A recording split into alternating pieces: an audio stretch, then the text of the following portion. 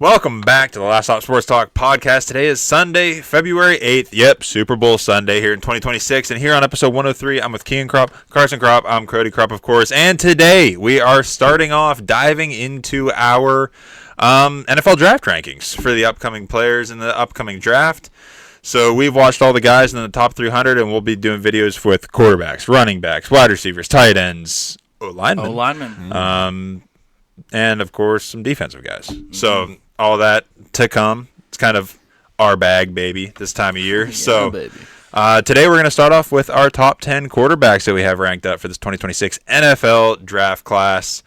We're going to talk about underrated, overrated, right where they're at and what we think about the guys. So settle in, maybe grab a cold snack and listen up. And we'll go over cold drink, baby. Yeah, cold snack. Let's get into it. Starting off with our number 10 consensus ranked quarterback here is Sawyer Robertson from Baylor. He's 6'3" and 5'8", 221 pounds. In 2025, he played 12 games with 3,683 passing yards, 31 pass touchdowns, and 12 picks, 60.2 completion percentage, and 156 rush yards with 3 rush touchdowns and 2 fumbles. Kian had him 9. I had him 10, and Carson had him 9 as well. I wanted to get started on Sawyer Robertson because I need to highlight the thing that I liked most about watching Sawyer Robertson is that he throws such a beautiful soft touch pass, like it's a finger roll layup in basketball. It's a high, slow release. Instead of a soft touch pass, it's more like a caress pass. It's like not a soft touch, it's like a caress pass. It's almost too sexual to watch with your parents in the room. I'm like watching this guy lay that thing up. I'm like, wow. It's too good. It's like, I'm getting a boner. No, too good. He's also just a great short and intermediate passer. He's comfortable in the pocket with calm and strong footwork to be able to rip it at all times. Good pocket feel. I saw him shift into the open portion of the pocket to make throws a lot of times.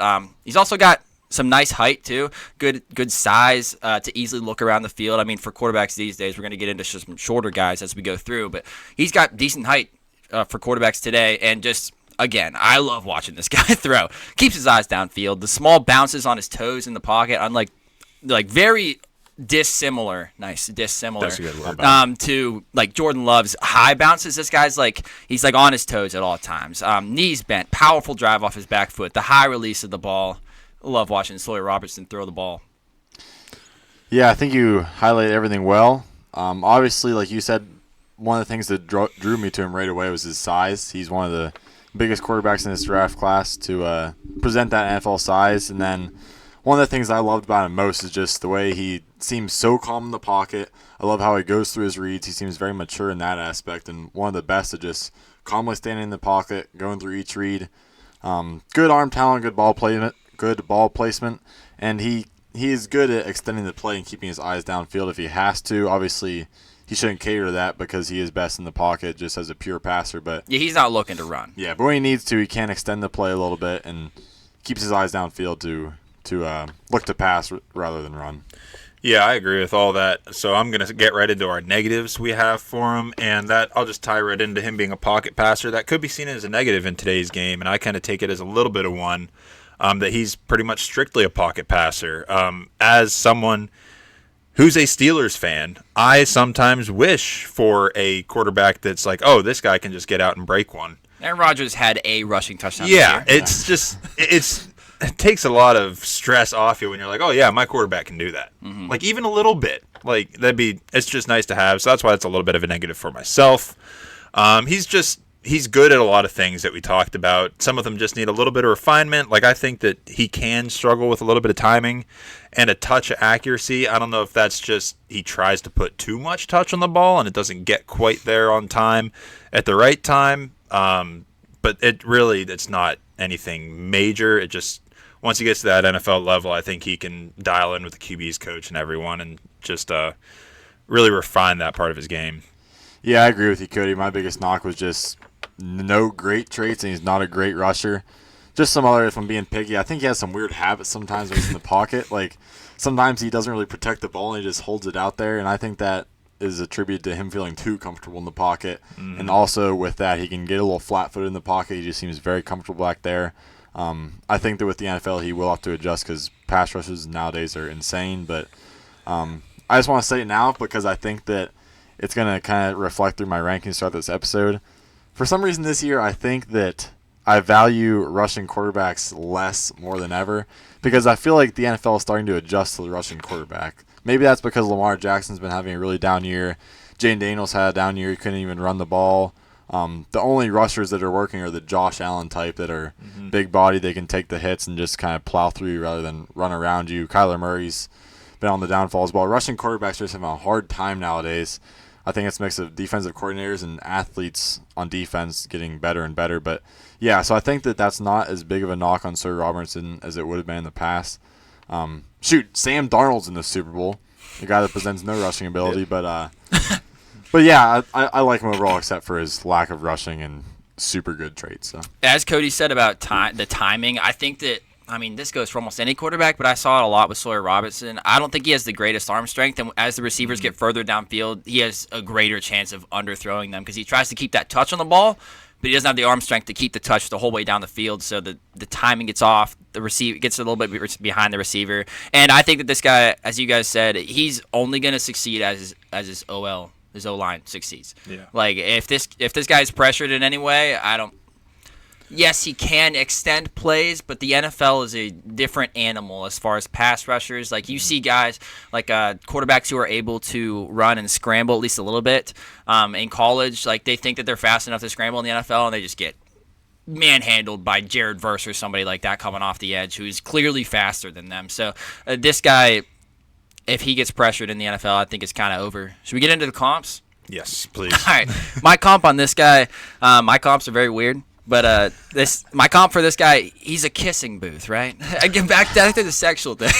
I don't have any of those feelings for Sawyer Robertson, but if you go to this kissing booth, you're going to get some good smooching because the woman working there is experienced and has the technique mastered. But chances are very slim that you do anything more than kiss her. The chance for the home run, in other words, is very slim. So I just feel like Sawyer Robertson's ceiling is limited. I love you that. might have a good time watching him throw like I do, but... Sure. He's not going to get you anything further than that. That's good. I love that. And my actual player NFL comp is actually his cousin, Oh. Jarrett Stidham. Whoa. Oh, wow. Cousin. Yep. Nice. Yep. I do like Jarrett that comp. Stidham. Yeah. Okay, moving to our number 9, Cole Payton from North Dakota State. They play hard up there. 6'2" 3/8", 229 pounds. In 2025, he played 13 games. He had 2,719 passing yards, 16 pass touchdowns with 4 picks, 71.2% completion percentage, 894 rush yards, 13 rush touchdowns, and 4 fumbles. Kean had him at 11. I had him 9, and Carson had him 5. Yeah, this is a hard one because he plays in the FCS. So It's different. yeah, competition is a little low, but also a common theme here for myself is this quarterback class is not good, especially No. with the ones we've seen in the past. So in a class like this, I'm really just shooting for upside, and I think Cole Payton is a guy that provides a lot of upside because you don't really know what he is capable of. So just starting out, good size. Cody listed his height and weight there. It's he's a heavy guy. He has enough height for the NFL as well. He has pretty good rushing ability. He leaned on it a lot throughout his college career, and he probably is a better rusher than a passer at this point. He keeps his eyes downfield after escaping the pocket, though. So I think that once he takes off, he isn't always looking to just take it himself. He scans the field before he takes it himself, so that's good. Good deep ball accuracy, and he has a huge arm. He really has a cannon to throw it deep. When I looked on PFF to look at his stats to back up some of my thinking, I saw that he had a 96.0 PFF grade, the highest quarterback in both FCS and FBS. And then he also has 26 big-time throws on only 226 attempts. And I'm going to talk about big-time throw rate later, but that is, I believe, the highest of the class. Yeah, I agree with everything you said. It really stands out to me, his strong arm. His deep ball's effortless. He'll just be standing back there. They're zoomed in on him, and it looks like he just regularly throws it. Yeah, it's just one simple step forward. There's and no it's crow a hop. deep ball. Yeah, Yeah, it's insane. yeah, his arm talent is undoubtedly there. And I should probably define big-time throws, actually, for the Sure, non-PFF. go for it. users. Time Yeah. throws. Big-time throws, according to the PFF, are labeled as a pass with excellent ball location and timing, generally thrown further down the field and or into a tighter window. So it's Basically, just, if you're watching the throw and you watch it and it's into a tight window or And you go, you go, "Dang." holy shit, what a throw. No, that's good to point out though. So his deep balls look incredible. Arm talent's there all day. Pretty good dual threat ability, like Carson said. He's a very, very athletic guy.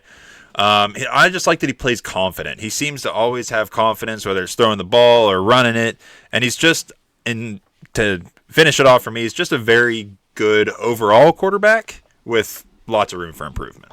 Yeah, the potential is definitely there. And it was pretty crazy because in 2023, he was used strictly as a runner. Mm-hmm. He had 650 rushing yards and 13 rushing touchdowns, and they didn't even really let him pass the ball. Like, he was the Taysom Hill of that offense that year in 2023. And that just shows his great ability, and he has the size to take the hits. He's got vision to veer away from defenders and uses blocks well to maximize the rush yards that he gains. Again, that easy velocity on his throws. A lot of guys who do throw it deep, the ball kind of loses some speed in the air. This guy's throws just cut through the wind. Mm-hmm. It's like the ball doesn't lose any speed in the air. Just a simple step forward, like I said. And then, again, I like his release. I think it's like a quick cock and rocket release is what I would call it. Plus the good speed of his passes allow him to get the ball to his receiver before the defender can close on a throw. I really liked watching that. On to the cons. He just has one full college season of starting experience, and it was at an FCS school. So we've sseen guys like, I guess Trey Lance is the one that comes to mind because he came from the same school and he had 1 year of experience, maybe a little bit less than that. But, I mean, Cole Payton has been there for longer. I think this was his senior year. He just didn't really get the chance to start until this year. I saw that he only really shifts in the pocket based on the pressure whenever he looks down and decides he's going to run. Sometimes he gets caught standing there and looking downfield, and he's like, oh, crap, I got people closing on me. So then he decides, like, I'm going to run. Running is his first instinct whenever things break down. Like, yes, he is keeping his eyes downfield, but I think that's more to, like, fake out defenders. He always rolls left when he rolls out, too, because he is left-handed. But I think this guy right now looks like a better runner than he is a passer. But I think that he can get there because of he's that stereotypical big quarterback, can run and has a big arm. Can we morph him into something in the NFL? Yeah, I agree with that. I don't really have much to add. Myself, I thought his kind of whole windup was a little bit slower than I'd like to see. But that's all I really have to add. I agree with you that he just simply has room for refinement, like in that pass game, and hopefully he can learn to lean more on it, kind of like Lamar's done. I mean, kind of different, obviously, but Lamar has, over the years, learned to lean more on his passing game, and they haven't made a Super Bowl, but Lamar's become a different, more well-rounded quarterback. So Cole Payton should be able to do that too. Hopefully he goes to a good room. Yeah, I agreed with everything you guys said. I agree with Cody on the release. I think it is slower than I'd like to see. It's a little bit like loopy, I would call it. It's kind of a circular throwing motion. Like Kean said, my biggest knock on him was his lack of pocket presence. He looks to escape all the time instead of stepping up or manipulating it like you'd like. And PFF backs that up. I'm going to talk about scrambles more later on in the episode as well. But scramble, according to PFF, is an undesigned run by the quarterback. So basically, when does the quarterback just run it himself instead of passing the ball? Cole Payton had 50 scrambles on 300 dropbacks, which is very high. And then, like Kean said as well, just severe lack of experience. He only attempted 283 passes at the collegiate level, which is incredibly low. And at an FCS school. Yes. Comps. Comp for him, this one was so easy. It's Riley Leonard. I think this guy is so much Riley Leonard, down to the height even, too. And just guys that are better runners than they are passers right now. Easy comp, Riley Leonard. Yeah, makes sense. I actually have 3 comps, and none of them are Riley Leonard. Oh. That's good. So there are 3 different outcomes. The first is if a team tries to use him strictly as a quarterback and doesn't really develop him and cater to his abilities, he's going to be Will Levis. Oh, all right. I like that. That's good TV. The second comp is if a team uses him strictly as a gadget player. This was the obvious one for me, Taysom Hill. Yeah. And then the one that I can't quit and I can't get away from is if a team really lets him sit for a couple of years, learn, develops him. I think he could turn into a Josh Allen type player. Oof. And I see so many comps here with Josh Allen. Josh Allen has that same loopy, slow throwing motion where he circles around to wind it up. Yep. The rushing ability, I think, is very similar. Obviously, Cole Payton's a little smaller than Josh Allen, but they have that same ability and same speed.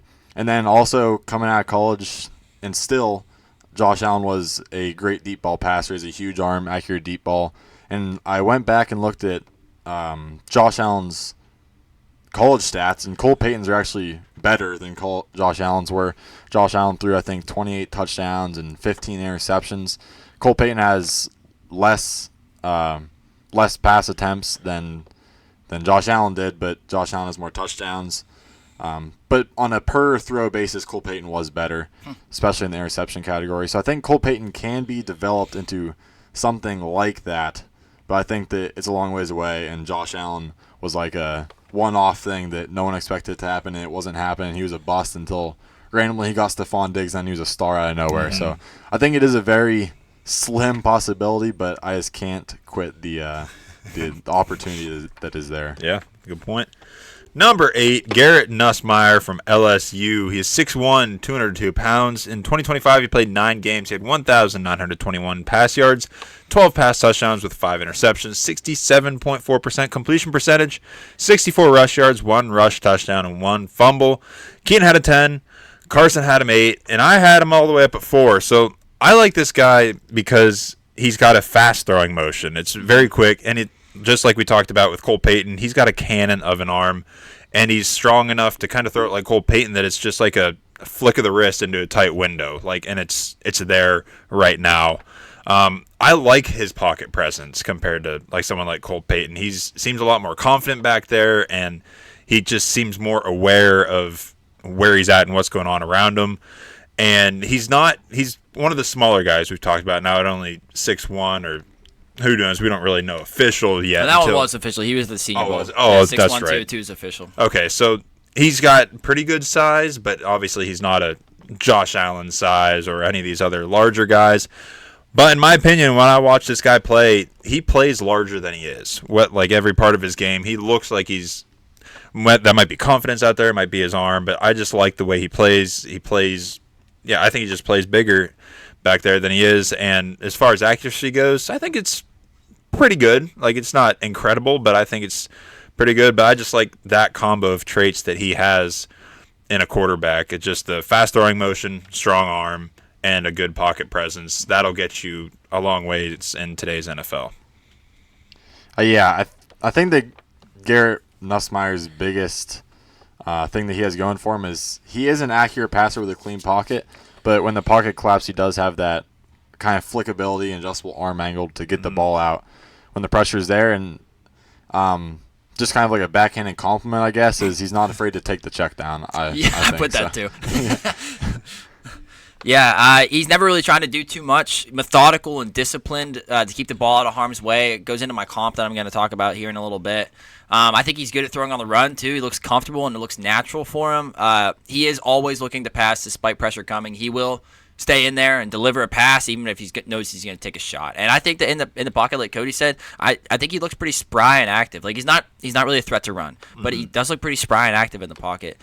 Goes into my cons is that he isn't mobile or agile outside the pocket. And I did see that because he is always looking to pass, his pocket presence is good until things like start to break down, and then he just like sometimes starts drifting backwards. Just drifts backwards and ends up throwing the ball while fading away, and sometimes you can get into trouble in that way, and then takes a huge shot. He does take big hits. Yeah. I think that sometimes he lacks a little bit of velocity in his passes. I don't think his arm is his strongest. While it is pretty accurate, but sometimes receivers have to work back to the ball. This year, he had a pretty short ADOT, average depth of target of just 7 yards. But I do think that a lot of what we saw this year, I'd like to think he was dealing with an abdominal strain like all season. It's tougher to find college injuries because they're not required to report them like they are in the NFL. A lot of it is because like you can bet on player props in the NFL and you can't in college. So it's like it doesn't really matter how much of the injuries they release. But I did find that he was dealing with an abdominal strain. Again, only played 9 games this season. So that might have limited him at least a little bit, but still I saw things that made me drop him further just because I think his ceiling is a little bit lower. Yeah, I agree that I don't think his arm is the strongest. And also, he just kind of looks antsy and nervous in the pocket. Maybe that's because he is so active back there, and maybe he knows the big hit's coming, but he looks active almost to a point that's like antsy. And then just kind of fairly small, which it's not a huge knock because 6'1" I think is big enough. But my least favorite thing about him is it just seems like he's moving in slow motion. If he does have to move. Yeah. That's all I was going to add is that. Well, that's the biggest thing I was going to add is he looks slow on the move. He's obviously not much of a runner, which I don't love, but he's a good enough scrambler, and like you said, he's comfortable on the run, throwing the ball. And this goes to what you guys said about like the pocket breaking down and him maybe taking a hit. I think whenever times get tough in the pocket like that, I think his feet get a little bit sloppy, and that kind of leads to everything else. And yeah, it takes a massive shot. So, comps. I had 44-year-old Philip Rivers. Oh no! I actually Come on. saw that as well. I think it was the antsy feet. Yeah, it is. And That's like true, the yeah. willingness to take the check down, the easy pass, like it's working. It's methodically working down the field, moving that offense down the field. But he's just like this slow. year, maybe he was wearing like a flak jacket or something, but he's like a rounder-chested quarterback with a quick release who lacks the great arm strength, and he's methodical. He looked like he was Philip in pain Rivers. running too. Yes, Yeah. it's Philip Rivers. Yeah, I didn't write down Philip Rivers, but I went with. I think it was more of like a. Frankly, I see him as a career backup, like a very solid backup. That's going to be a veteran voice in the room, and I think he's already kind of. He's already taken on that role with his slow movement and his methodical gameplay. But I went with Mason Rudolph just because that's kind of the same role that Mason Rudolph plays in the NFL. Yeah. I can see that. I know we're gonna get hate for this. For Garrett Nussmeier. yeah, There's a lot of Garrett Nussmeier. I have him lovers 4. now. Yeah, you do have him 4, hate me. but our comps are just so. Oh, yeah, the they Mason just- Rudolph comp is so disrespectful. all that your guys' comps are saying, all that they're highlighting is this QB draft class. Oh, it's bad. This is where we're It's at, bad. okay? Outside of This is- Mendoza. We'll get to Mendoza and he'll get his glaze, but right now we're in the slums of it. We are. Moving into number 7, we got Drew Aller from Penn State. He's 6'5", 235. In 2025, he played 6 games. He had 1,100 pass yards, 8 pass touchdowns with 3 picks, 64.8% completion percentage, 209 rush yards with 1 rush touchdown and 1 fumble. Keen had him 3. I had him 6. Carson had him 12. So Keen, get us started. Ever since I've watched Drew Aller play a snap at Penn State, I have hated on him. So Yeah. anybody who knows me would see this as a surprise. And I don't, it's like, once I got in there watching, man, I was really impressed with the stuff that I saw. I can't unsee the things that I've seen before watching Drew Aller play. But the potential, and I know that's all people talk about whenever they see Drew Aller, but the potential is so there. Oh my gosh. The ball gains velocity so easily coming out of his hand. He can really rocket some throws without even trying. Natural thrower of the football with a quick and high release. I did like that, and it comes with his big height, which I think is very beneficial to him. 6'4", 235. He's built like Josh Allen if he was unathletic, is what he's built like. True. But people see the height and they say, like, all the old style quarterbacks can be like, that's the prototypical quarterback build. Cody loves guys built like I that. do, yeah. That like the gurus are gonna dream of. Very slow runner, but he isn't afraid to run because he's strong with the football. So, like, I don't exactly want him to run. Yeah. But whenever he is on the move, I know that he's at least going to fall forward and probably not get hurt because he's so damn big. Yeah. Each year that I watched Drew Aller at Penn State, another big crow for him is that I could see his improvement each year. Like, every year we would watch Penn State games because you guys are Penn State fans, and first year was obviously horrible. And there were bad parts every single year. But, again, I can't believe I'm saying this after years of watching disappointing Penn State offensive football, but I think there is real potential here if he gets with the right coaching in the NFL. So, Yeah, I think you made a good point there. If he gets with right coaching, that's going to make a huge difference because coaching might have been questionable at Penn State too while he was there. Not great. Not great. But like you said, I do love his size. He's a bigger guy with good arm talent. Keeps his eyes downfield and goes through his progressions, man. He's just – I think he's got a good, like, base football IQ. Like, I think he gets it most of the time. Let's watch it. He gets it until he doesn't. Easy there, and buddy. that's kind of the draw, but I'll let Carson start that off there. But he's got decent feet in the pocket too and just all over the place. Like Kean said, he'll fall forward. But yeah, he's kind of is like a pretty good combo of potential. Like, I like his size and I like his play style. So I can see it there, and There have been a lot of good times, but I don't know where to start. yeah, I guess I start with the intangibles. Incredibly slow. Yeah. No rushing ability. I mean, I understand he can fall forward. Maybe he'd probably be solid for a QB sneak. yeah. Oh, yeah. That's fall about forward. where He'd it be Yeah, excellent on a QB Yeah. sneak. Not a playmaker. When he tries to be a playmaker, wow. the defense makes the play. Yeah. He is a playmaker. He misses the easy throws. Now, he does have that big arm, makes the big throws, but, man, Yeah. those easy throws, he misses them. Yeah.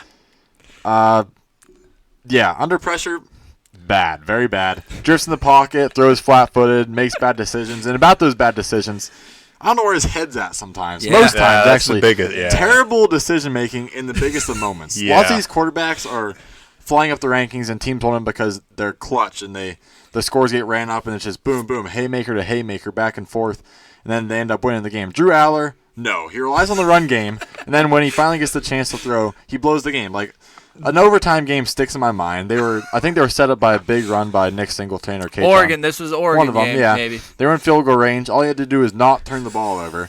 So what's he do? Throws it to the sideline into double or triple coverage, intercepted, game's over. When they pretty much had the game won. And Penn State, I think he's been a starter for the last 3 years now, or 2 years because Sean Clifford was there for one. Yes. And Penn State's given him so much time and so many chances to develop. They talk in the offseason about how he went to this quarterback coach that really helped shape his arm ability, and he went to this person, that person. His decision-making is really coming around just for him to do bonehead stuff like that.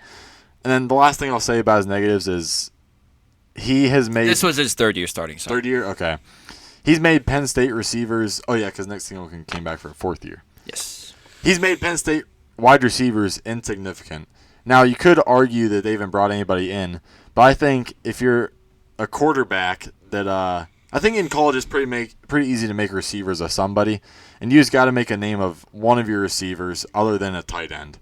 And I think that Drew Aller just doesn't possess that ability, frankly. And when Keandre Lambert-Smith was there, he gave him I think he had 587 receiving yards or something. Then he went to Auburn and blew up. Yep. But, yeah, I just think that overall you have to make somebody significant by giving him good balls and good looks and all this stuff, and he never did that.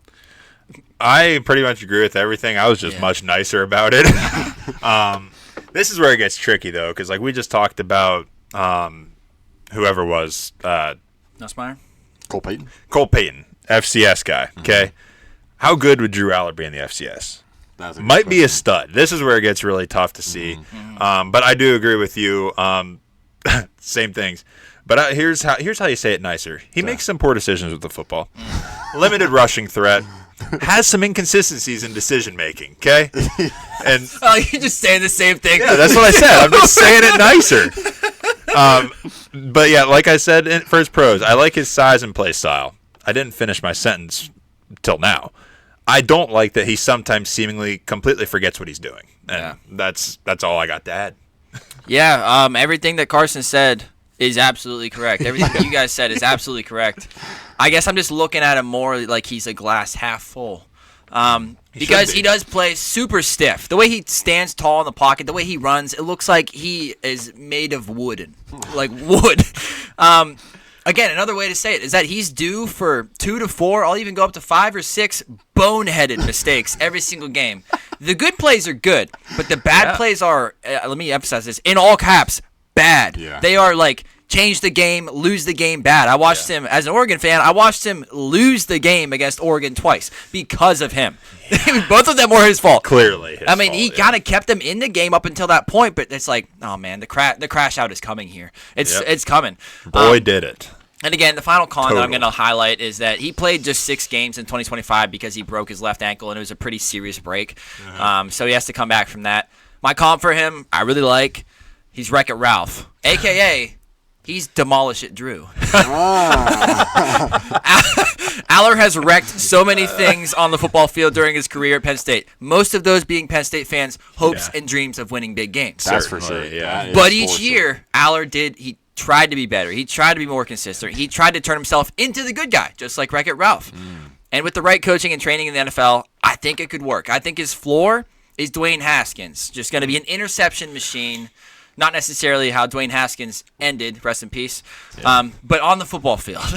But I think his ceiling is legitimately Ben Roethlisberger. If everything can strike correctly for the most part, I think that he can turn into Big Ben and have a nice career. But the concerning thing is that this was his third season, and there was still a lot of kinks to straighten out.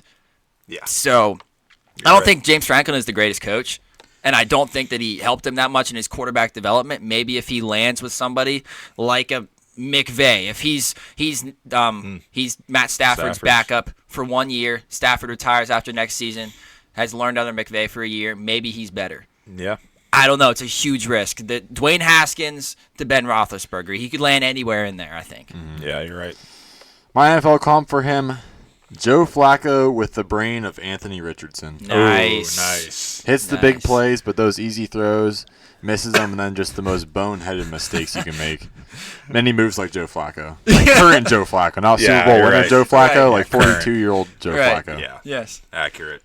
Number 6, we have Cade Klubnik from Clemson. He's 6'2", 210 pounds. In 2025, he played 12 games. He had 2,946 pass yards, 16 pass touchdowns with 6 interceptions, 65.2% completion percentage with 223 rush yards, 4 rush touchdowns, and 4 fumbles. Kean had him 8, Carson had him 7, and I had him all the way up at 5. This is another guy that I think has great arm talent. He's got the quick darts in the tight windows. He's good off balance. His deep ball placement and touch is really nice, and he seems to me like he's a guy that plays disciplined. Like he goes through his progressions well. He makes sure to execute the play correctly, and at the same time, he will stand in that pocket. He'll stay in there even when it's collapsing and complete the pass, and he can manipulate the pocket well too and escape it if he needs to. Not that he's a big rush threat, but I think he can get out when he needs to. Just all that. I think he's a decently sized. I think he's good sized and plays disciplined, which I love to see because that type of thing, if he already gets that, that's going to translate well to the NFL, and he won't need to learn that discipline while trying to also learn the NFL game, and the arm talent's obviously already there.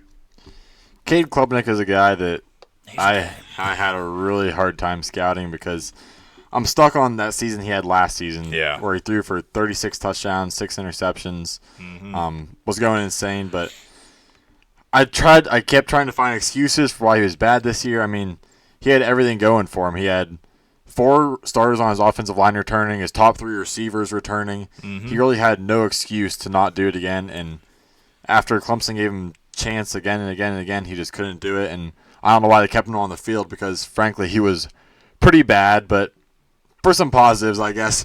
True dual-threat quarterback ability. I think he possesses all the tools. He can run just enough to make it work in the NFL. He has an arm to make it work. He has everything he needs. He can escape the pocket and make a play, keep his eyes downfield like the NFL loves nowadays. I really love his moon ball. His moon deep ball that he throws, kind of like Russell Wilson. I don't know if it's if he's getting lucky or if it's accurate, but he does possess that ability. He has a pump fake sometimes, quicker release, and he does have that adjustable arm angle to make the plays. And I think that's what also the scouts are seeing is that he does have all those abilities. He has the playmaking ability and all that stuff that these scouts are drawn to nowadays. Yeah, onto his, as you said about his moon ball, I think that he has good arm strength. The ball just kind of launches out of his hands. Pretty nice, smooth throwing motion, comfortable on the run too. That is throwing on the run, that is. I like whenever he gets outside the pocket. I think that good things happen. Whenever he's able to improvise, I like the way that he thinks out there. He's got a good feel of when to throw it and when to take it himself. Again, he's a solid runner, as you guys have said. He's not a great runner. He's a solid runner with a strong build. And I like him on intermediate comeback routes, on the sidelines in rhythm. If you can get Cade Klubnik in rhythm, I think that he's a good quarterback there. Cons, I saw sometimes if he does get stuck in the pocket too long, I think he can keep drifting backwards away from pressure, much like Nussmeier, and then throw while fading away. I think whenever that pressure is coming, he gets antsy, but if he is in the pocket and comfortable, then he is comfortable. Sometimes the pinpoint accuracy is the problem that I have with him. I don't think he's always able to hit a receiver perfectly in stride. It's like sometimes, unless he's throwing that moon ball, it's like sometimes he doesn't know how much air to put underneath that ball. And And I am kind of concerned. I don't like doing like same school scouting. Like, man, these Ohio State quarterbacks always suck, which somehow they always do. They do. Penn C.J. State Stroud quarterback. was so close Yeah. to So close. switching He that was. script. And like same thing with Penn State quarterbacks. But like there's something with Clemson quarterbacks where they are not consistent. Like Cade Klubnik, we saw this. We've seen this. Trevor Yep. Lawrence is Oh, the boy, epitome yeah. of that. Deshaun Watson started out his career amazing, and now what the Well, hell is he yeah. besides a criminal? Taj Boyd. Taj Boyd. The list goes on and on and on. Yeah, honestly, there's something about the consistency that they do not have, and that's one thing that I was, I guess, concerned about whenever it comes to Cade Klubnik. Yeah. What ultimately dropped him down for me was he looks very antsy and scared in the pocket, and he has a very bad time drifting backwards. Yeah, fadeaway throws are his favorite. Yes.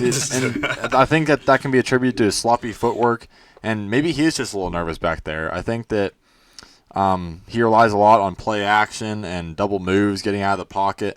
I think that Clemson tried to hide his inability as a pocket passer sometimes by getting him out of the pocket.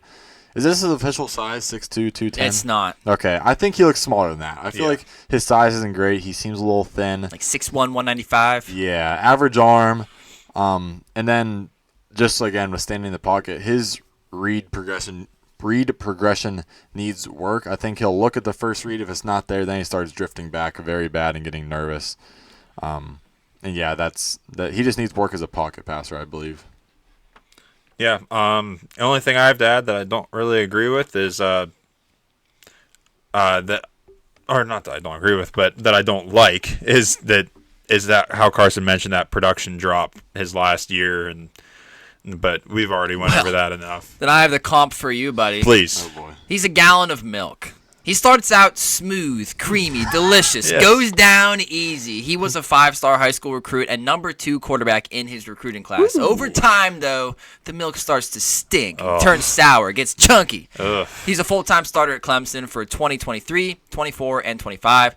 2023 was a solid first year for a young quarterback in the ACC. 2024 was great and looked like he was becoming one of the best quarterbacks in college football in his draft class. 2025 went very poorly. He took a step back, less big-time throws, lower average at the target, less rush yards, and the team as a whole fell to 7-6 after starting the season with national championship hopes. Dabo It Sweeney turned sour not pretty happy. bad. Yeah. It did, yeah. Yeah, he was spoiled. Spoiled. He was one of the favorites for the number 1 overall pick coming into the season. Then he just spoiled. He Trevor Lawrenced. He did. Well, I mean, not Trevor Lawrence waited until he got into the NFL. to do Yeah. that. True, yeah. My NFL comp for him is a more legs, less armed Jordan Love. I like it. More legs, less. That's funny. All right, let's move to our top 5 here. Starting off with Jalen Daniels here from Kansas. He's 6 foot, 219 pounds. In 2025, he played 12 games. He had 2,531 pass yards, 22 pass touchdowns with 7 interceptions, 61.7% completion percentage, 550 rush yards with 4 rush touchdowns, but 10 fumbles. Kian had him 6, I had him 8, and Carson also had him 6. Jalen Daniels is a my guy for me. There not, you go. Not necessarily because he's great, but because I really like watching him play, and you'll see in my comp how that makes sense. Out of Kansas, he's a great runner in the open field with sharp cuts like a running back. He's kind of built like a running back, too. He is 6 foot 219 is his official size. He went to the Shrine Bowl. That's literally a running back. Yeah. 6 foot 219, short, built like a tank. He's got a quick ripping release that propels the ball with velocity. He can really zip some passes while stationary or on the run. He can make throws ranging from fastball to blooper. I liked his touch. And he plays with a ton of energy. That's what really draws me in whenever I'm watching and scouting guys. If you play with a ton of energy, you're probably going to sucker me in, and I'm going to make a bad decision. Dancing and jumping around the pocket. He's got dramatic ball fakes and cuts. It looks like he puts a lot of effort into every single play, and that's really all I have for him for positives. But I do think that arm talent is there as far as like strength, and then energy as far as like his body, I think, is there too. This is a guy that shot up my rankings once again because of the bad draft class and me chasing upside. But I think there actually is a lot to work with here. He's a true dual threat quarterback, like Kian said. But what I like about him is he's always keeping his eyes downfield before he crosses that line of scrimmage, looking to make a play. Good ball placement and accuracy, which I was very surprised with. He can throw with touch or power. Like Ian said, his arm talent's there. He can do it all. Placement accuracy, touch, power. I think his arm is strong-ish. I wouldn't say he has a strong arm, but I'd say he has a strong. I think it's underrated. I don't think people are talking about it enough. Yeah, and then his release is pretty quick. I think one of the quickest releases in the class. Yeah, I agree with you that he's a pretty good, like, well-rounded guy with a lot of upside. I think he executes the plays well, and that has to also do with rolling out of the pocket and keeping his eyes downfield and trying to make that play first before just relying on his legs. And I also like that he has a lot of college experience. Like, he has a lot of production in college, so he's been there, done that for quite a while. He knows how to play the game his way, like what he is capable of. And I really like that about him. But yeah, this guy is obviously incredibly fun to watch. But as far as cons go, I'll get started into that. Yeah, I don't think he has the biggest arm for deep balls. He's got a strong arm, but as far as like deep ball type of arm, I don't think it's quite there compared to some fastball others. better than deep ball. Yeah, definitely. And I don't. He is a very, very solid built quarterback, but being a little bit shorter is a little bit of a knock for me. But that's just maybe that's just me. Yeah, I agree that he's not a great deep ball thrower for sure. And my biggest knock on him was just, I think he relies heavily on the option and play action, and he just has a single read. He doesn't really go through his reads, stares down a single receiver, and he has a very wide throwing base, which kind of reminds me of my comp, and he needs a clean pocket to operate, which is why I think he doesn't really work out of the pocket a lot, and if he is, then he looks antsy, and it kind of looks like he's just waiting for a moment to roll out and escape. Yeah, whenever he's in the pocket, I feel like there's a lot of unnecessary movements that kind of waste time and put him in harm's way. It's like he's bouncing around into pressure, and until pressure has almost arrived, and then somehow he realizes what's going on and he tries to slip out. And a lot of times it worked because he's in college. His first 4 years of college, that being 2020 through 2023, he never played a full season due to injuries. Most notably, he missed 4 games in 2022 with a shoulder injury, and he missed 10 games in 2023 with a back injury. The way he throws his body around and puts himself in sketchy situations is no wonder that injuries have played a sizable part in his college career. But he has, all the physical gifts, energy, and fire that I want in my quarterback. With all of those things, he still makes a lot of mental mistakes that can get him into trouble. Can it be coached out in the NFL? I don't know, but I'd be willing to try, I guess. I wouldn't make him my only option at quarterback, but I would bring him in as a project. My comp for him is filling up water bottles with gasoline and throwing them into a campfire. This is something that my friends and I did one time when we were younger. We were 20 years old. It was a blast. Literally. Yes, exactly. Explosive, adrenaline rush, fun to watch. But looking back, it was admittedly dangerous. This explains the Jalen Daniels experience perfectly. Yeah. Does this mean that I'm done playing with fire for the rest of my life? No, it does not. Fire can be fun. Yeah. My NFL comp is a faster Tua. Because of the injuries, the wide throwing base, and kind of the release reminds me a lot of him. Accurate, but doesn't have the best deep ball. And then, I think that if you do the thing where you reverse the screen and make Jalen Daniels left-handed, I think he would look exactly like Tua. I can see Just it. a little faster. Yeah, I could see it. All right, moving on to our number 4 here. We got Carson Beck from Miami. He's 6'4", 220 pounds. In 2025, he played 16 games. He had 3,813 passing yards, 30 passing touchdowns with 12 interceptions, a 72.1% completion percentage, 158 rushing yards, 2 rush touchdowns, and 2 fumbles. Carson had him 4, Kean had him 5, and I had him 7. Right off the bat, you notice his NFL size. Is this his official height and weight? It's not his official, Okay. but it's probably pretty close. Yeah, I'm not sure he's all of 6'4", but I think he is pretty close because he looks big back there. I think that I don't have Carson Beck at 4 because I love Carson Beck. I have Carson Beck at 4 because I think he's one of the safest prospects in this class, and he's like who you look to when you want to find some peace and tranquility and this quarterback class can produce This quarterback class does have someone that's ready to maybe play a starting role in an offense that's already developed. He gives his guys a good chance at the ball. He's good placement, and he can adjust his throw for power or touch. Good, accurate downfield thrower. All 3 years he's had pretty consistently good numbers as a starter. He's good at standing in the pocket and manipulating it. He'll step up in the pocket rather than just getting antsy and running out of the pocket like a lot of these guys do. And then he just goes through his reads standing in the pocket. And I think he shows maturity in all these things where he's not going to wow you with any of his throws, but he's going to give his guy a chance and probably, hopefully, not throw it towards the defender. And then he'll just stand in the pocket and be patient, mature, and go through his reads and deliver the ball. Safe is definitely a good word for Carson Beck. That'd be the word that I would use too. And there's nothing wrong with that. I mean, sometimes in a class full of guys who like to throw bottles of gasoline in the fires like Jalen Daniels, sometimes you need a safe guy who you know is just not going to mess things up.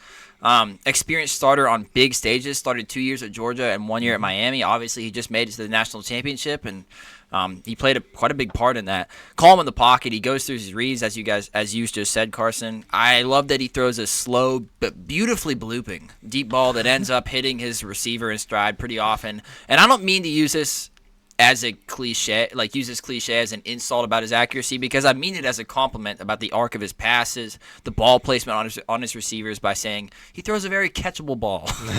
It is. The confidence, the calmness, the IQ, the experience, the arm is all there. He is definitely like the floor pick for quarterback in this draft. If you want to bring in somebody who is honestly going to be pretty cheap in the draft because he's probably not going to go very high, but somebody who you know is going to be calm back there and give you a chance to maybe like win some games if you have a good environment around him, I think Carson Beck is that guy.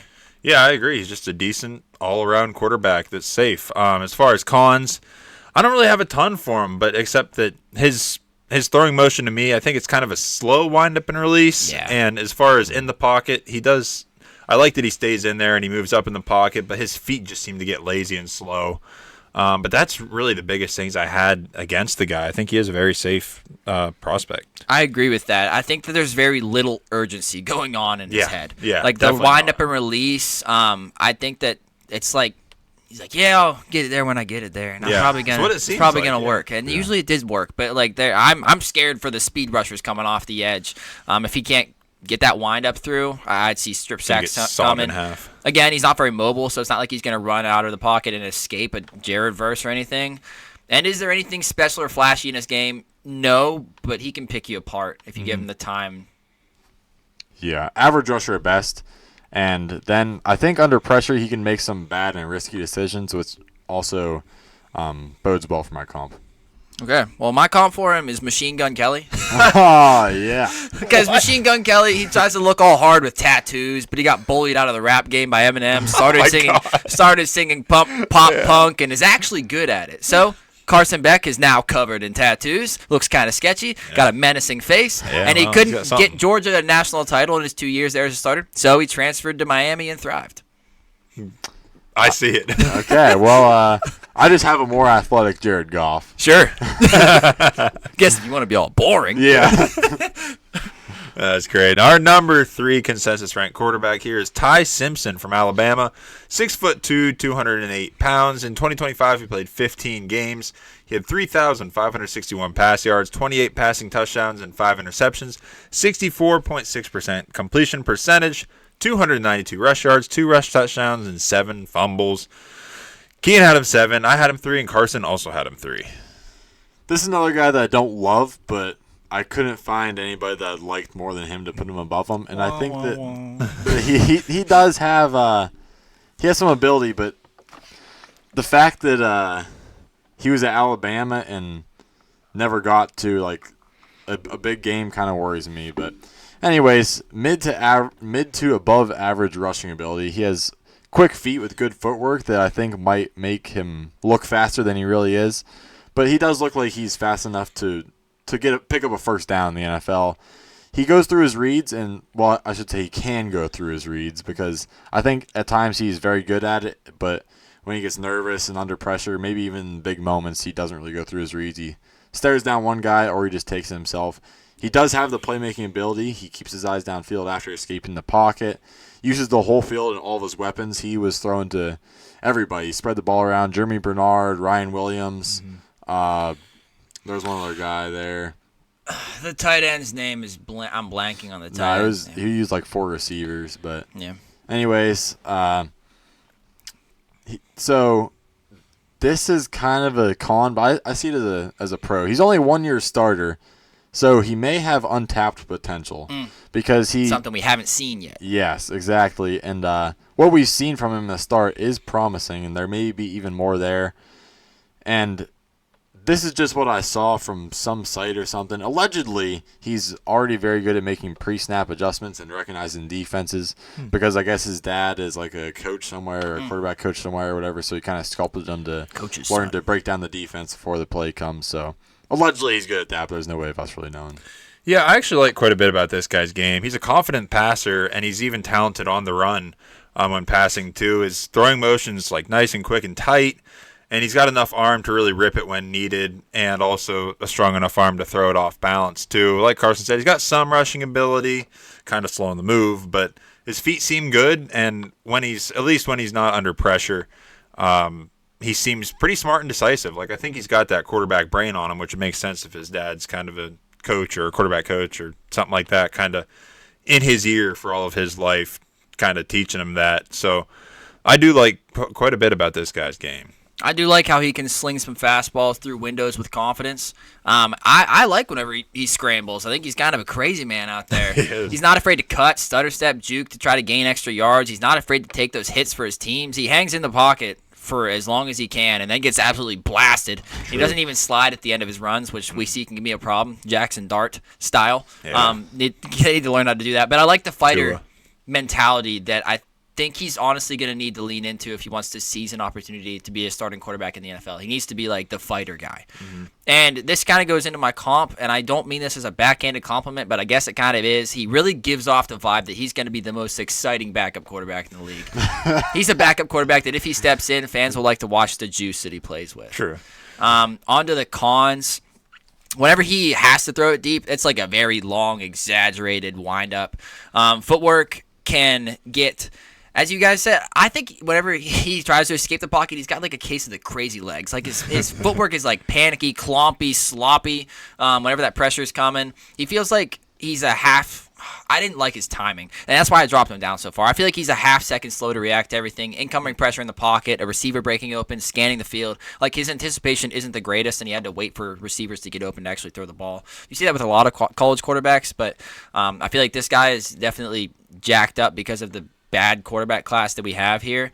And I don't know if you guys noticed this, and this might not even end up mattering at all, but it's just something that I had noticed. It looks like there is a slow glitch from the time that he catches the snap till when he actually gets it set in his hands to throw. It's like slow motion. It's like he catches the ball, and then he's like, And he's like his drop. Yeah, and he's like spinning the ball in his hand to like get it set up, and like not that a rusher is gonna get through that fast, but like there's like a period of time where he is not ready to throw. Like he catches the ball and he like spins it in his hand a couple times. I think I remember seeing that. Yeah, I was like, what is he doing? Yeah, I thought he was trying to look cool or something. Yeah, I don't know. It's like there's a slow glitch. It looks like the whole world like pauses for a second, and he's got to fix the ball in his hands. It's like I don't know, and it honestly probably doesn't even matter at all. It's just something that I saw. Yeah. All I really want to add for what I don't like about him is I kind of said it before, but yeah, he's kind of slow on the move. He's not the fastest. He's got crazy legs, rushing ability, but yeah, he's kind of slow, and just that he didn't really showcase a lot of deep ball talent, kind of like you talked about. I agree with that. I think he doesn't really have a huge arm to throw it deep. Yeah. At times, I think he also leaves the pocket too soon. I think he could stand in there a little longer and try to make the throw, but instead he dips out of there. He appears slightly undersized. I think his listed height and weight is 6'2", 208. Yeah, right, dude. I don't think he's that big. Yeah. And then my last thing is I think he just makes turnover-worthy plays and puts the ball in harm's way sometimes. Yeah. Or throws hospital balls. And he's got a little Baker Mayfield in him. Yeah. For this, I can't tell if he's an accurate passer or if he's just like throwing hospital balls and kind of getting lucky. He stares down his receiver, and then 7 fumbles is a lot. And I think that's with him, like you said, he's just kind of a crazy man. He doesn't slide. He doesn't. And like the timing, it seems like, I don't know if it's like whenever he does that spin in his hands, it sets off the whole thing, so his clock is like a half second slower than everybody else's. But like, yeah, he is throwing hospital balls like a lot. And I feel like his receivers are probably open before that. Yeah. So, like, the timing, I don't know. Maybe I'm too hard on him. But my comp for him is Taylor Heineke. Again, most exciting backup quarterback in the league. He doesn't possess the talent of most starting quarterbacks in the NFL. I think we can He's all not agree on that. Jameis level backup quarterback. No. But he plays with more fire and energy. Yeah. Like, he's out there definitely. and he's going to give it his all. He'll even win if- games. Yeah, if he's a backup quarterback. Like, he'll come in and win games like Yes. Taylor Heineke did. Like a Taylor Yeah. Heineke, yeah. And he's got, like, that crazy running style, I guess, of Taylor Heineke. Like, I'm going to lead my head into you. Yeah. That's a really good comp. I just have Brock Purdy. I just think he's kind of mid all around and good enough to get the job done if he has to. Yep. Number 2, consensus overall, whatever. Our number 2 overall quarterback, Trinidad Chambliss out of Ole Miss. He's 6 foot even, at 200 pounds. In 2025, he played 15 games, 3,934 pass yards, 22 passing touchdowns with only 3 picks, 65.6% completion percentage, 585 rush yards, 8 rush touchdowns, and 3 fumbles. And we all had him too. Yeah, I don't know why this guy wants to try to go back to school. I get it. He only had 1 year in Division I because he came from Ferris State, which is crazy. That's like one of the best Division II football colleges in the country, and he just immediately came up to the SEC and I'd say dominated. Yeah. Like this Almost guy 4,000 pass was, yards. this guy impressed me. Like I'd want to go to the draft to see what I can do in the NFL and ride this high. Like I know that a lot of rankers don't have him as high as we do. We have him easily quarterback number 2, consensus number 2 here, but I don't know why you want to go back. Go to the NFL, buddy. Get your money. Quick scrambler with good acceleration. I think he's able to cut and be glitchy outside the pocket. I like that. Yeah. He maneuvers the pocket well while keeping his eyes downfield. He rolls out of the pocket if need be, but he's still looking downfield to throw most of the time. He's good at knowing how much touch to put on each of his throws. He can throw fastballs, bloopers, deep moon balls. You got a quick cock it and rocket release. Clearly has the ability to be the spark plug of whatever offense he's on. He plays like he's the best player on the field, which is crazy. Some guy coming from Division II just immediately comes up, and he's the spark plug of that SEC Ole Miss offense, and he's just got a really cool story. I put that in his pros. It doesn't really matter that much, but again, transferred from Ferris State, one of the best Division II football colleges in the country. He started there only 1 season. Yeah. He was only at Ferris State as a starter for 1 season. He played his final season, obviously, at Ole Miss, and he just immediately shined. Sometimes scouting and analyzing players can be so simple. We make it way harder than it has to be. Literally, on Ferris State's football website, the person who wrote up Chambliss's bio that like kind of introduces him to who he is as a student athlete. It includes all of his high school and college accomplishments up until he transferred away to Ferris State or away from Ferris State. And included at the bottom, they had 2 phrases to describe Chambliss. It says, lightning fast athlete and ability to create big plays. It's like simple as that. Yeah, very true. I agree with that. This guy's a true dual threat quarterback and just very talented runner, huge arm, like Kean said, and he gets rid of the ball quickly too. Like maybe Ty Simpson does not, but this guy clearly does. And yeah, I agree with Kean. Let's keep it simple here. Like I really like this guy's style of play, and his athleticism makes him incredibly fun to watch. Like it's just a good combo. Yeah, I agree with everything you guys said. I'll just add that I noticed he has a nice moon ball, deep ball also.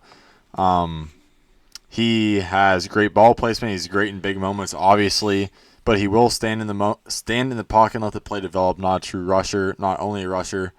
Very flicky release, and then only 3 interceptions, which is crazy. And I'm going to get on a bit of a soapbox here, but I was worried about Trinidad Chambliss a little bit. I was worried that because he's like a 1-year wonder and he came from D2, he was going to flake out in the NFL and just resort to his rushing ability. So I wanted to look at some PFF stats to back up my thinking that he is a good passer and he's going to do that in the NFL. So I compared Trinidad Chambliss to Fernando Mendoza and Ty Simpson, the 2 other top quarterbacks in the class.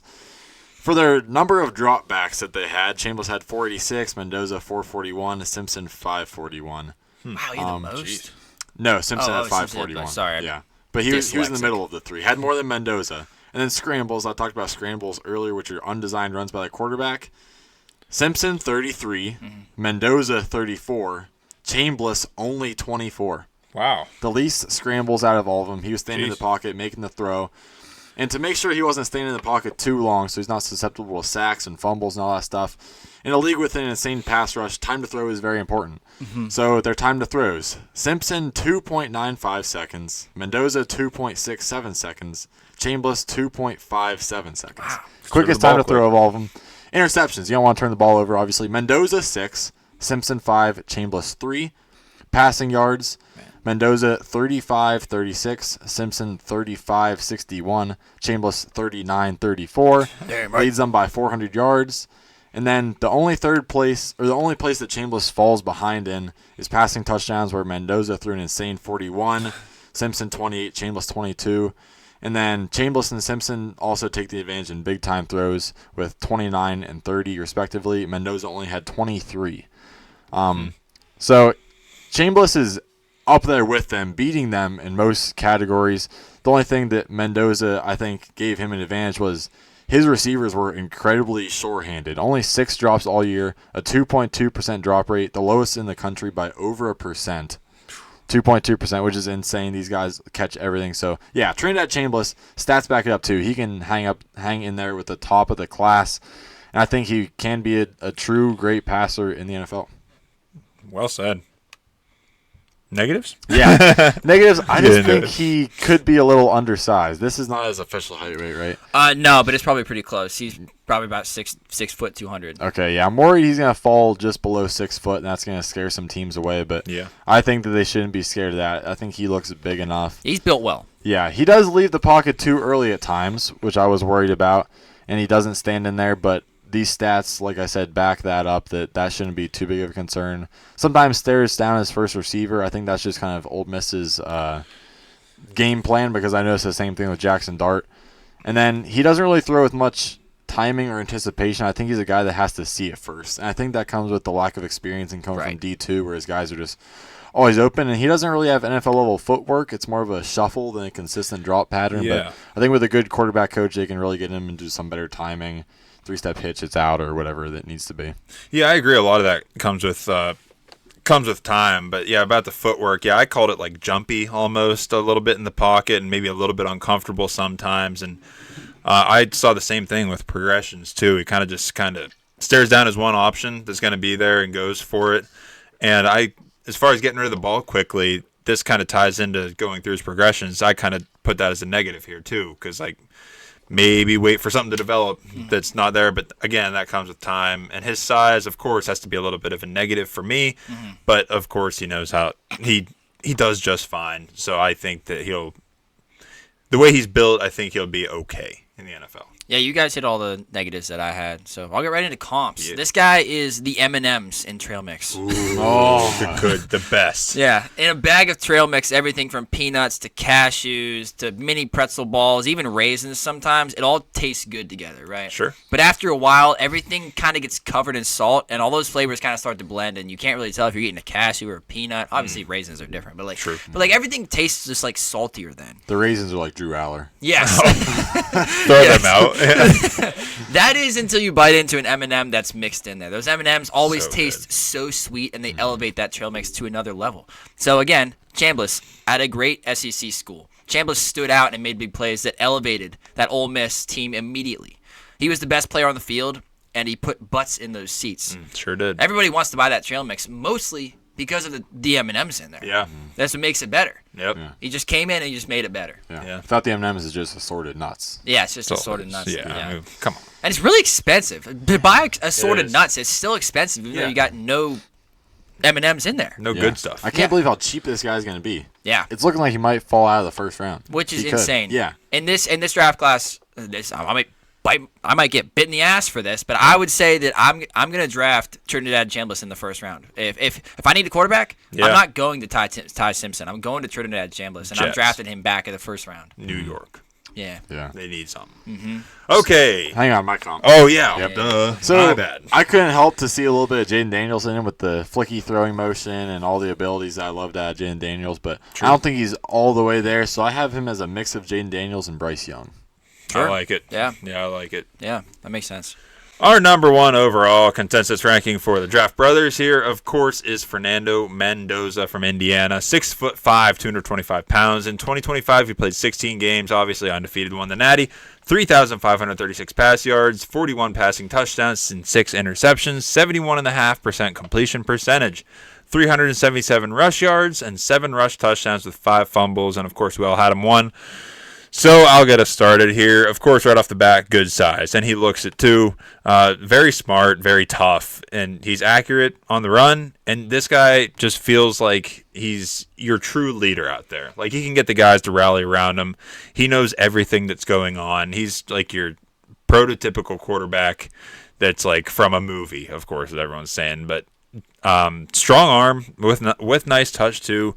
He is just a very tough runner. He's got like that almost like Josh Allen mentality when you need to run. Like he's not gonna go down easy. Yeah, and that run in the national championship won him the game. Yeah, like it's as simple as that. And this guy is a proven winner. He's clutch when he needs to be, just like that run. And I just really liked his composure and his toughness along with his football smarts too. It seems to all be there. Yeah, I think he's calm in the pocket. He goes through his reads. Confident perfectionist is how I would label him. The way he scans the field, the perfect spiral nearly every throw, the way he speaks in interviews and press conferences, too. He has that real, we can do this, follow me into battle, like mentality.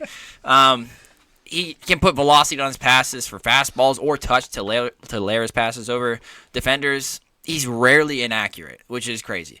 Truly amazing. It's watching as a fan and an analyst, just how nearly every throw hits a receiver in stride right between the numbers is very impressive. It was truly aggravating watching Mendoza as an Oregon fan, waiting for him to make a mistake, float a pass, be even the slightest bit off, and it just didn't happen. And he just tore apart my beloved Oregon Ducks twice.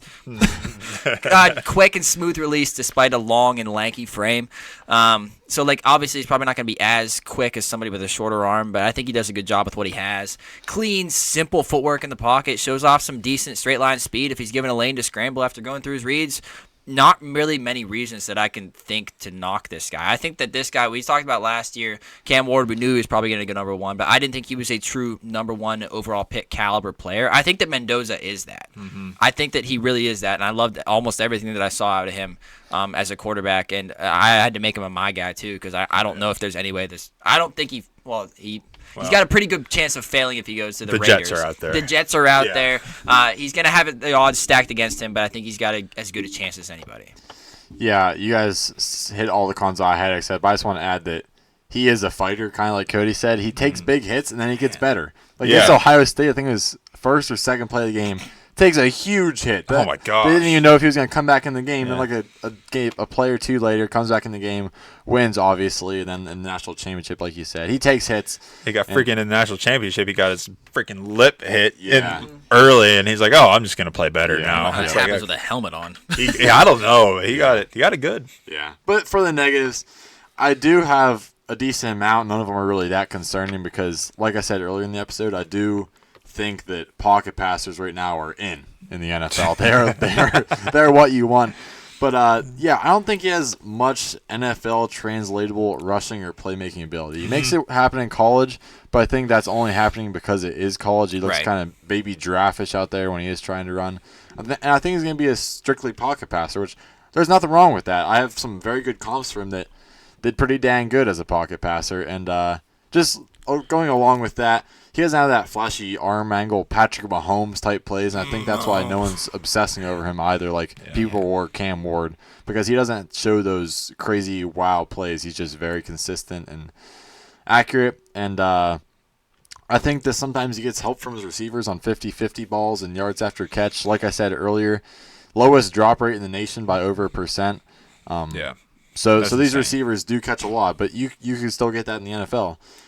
Gets also some more help from run heavy and play action scheme at times, which I'm just really being picky here. You can't knock him for that, but I'm just trying to find anything. And then my last thing that is probably honestly my biggest concern, all jokes aside, his personality is very questionable. It's weird from a locker room and leadership perspective. Sure. Like people hate on Russell Wilson because they think he's weird. Fernando Mendoza takes that weirdness to another level. He is very political, very politically correct, very like methodical in all his interviews. It seems like he's a guy that a locker room might not rally behind because he just doesn't seem real. Well, if they're winning, it's going to be fine. But if Yeah. they start losing, it's going to be Yes. I don't know, though, this is because weird. Russell Wilson's different. Because I don't know if Russell Wilson is the same guy all of the time as much as Mendoza is. Yeah. I think Yeah, this is just who Mendoza is. That's true, Yeah. Mendoza. Yeah, I don't know.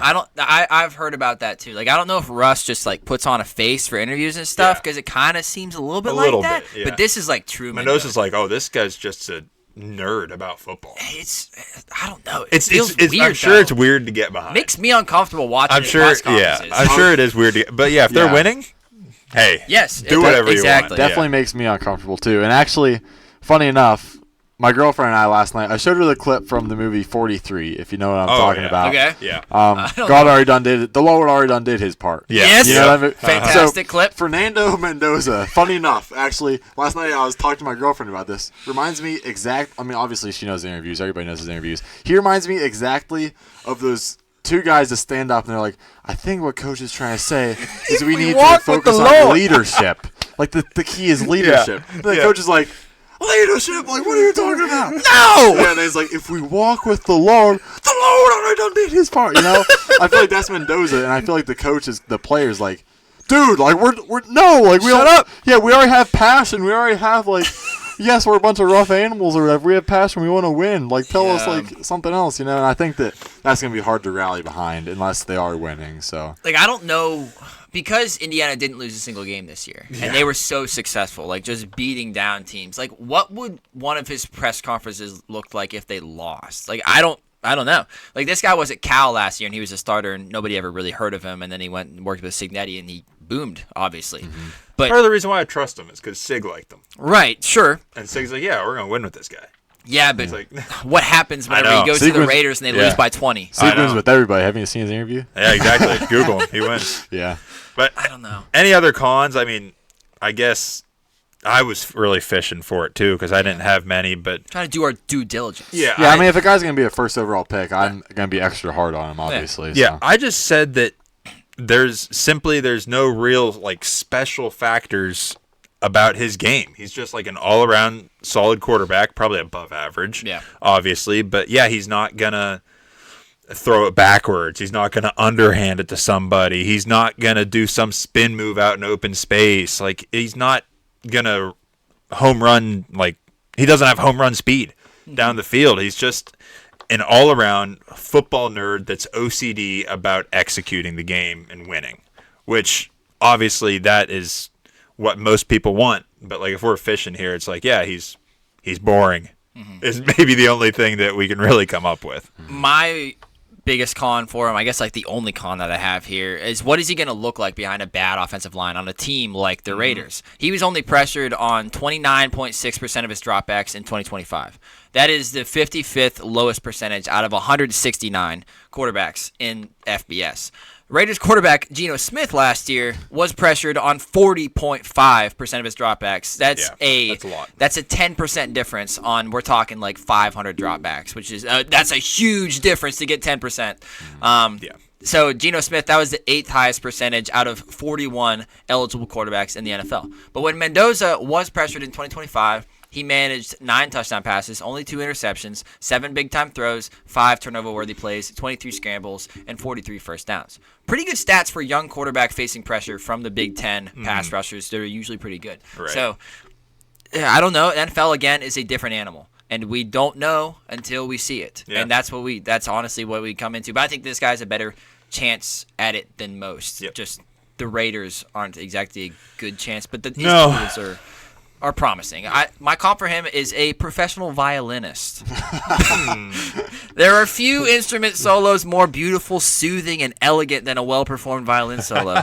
Watching and listening to a great violinist just puts me at ease and in a happy place, and that's how I feel watching Mendoza play quarterback. Well said. I love it. My comp's a little more bullish. I have, hear me out here, Sure. Tom Brady. Oh, wow. Here we go. Very similar Literally. build, We're going to get roasted. very similar play style. Might be going to the Raiders where Tom Brady's part owner. Oh no, they're gonna win everything. Now, I'm not saying he's going to beat Tom Brady. I'm just saying same play style. And at this point in his career, he's way ahead of where Tom Brady was. True.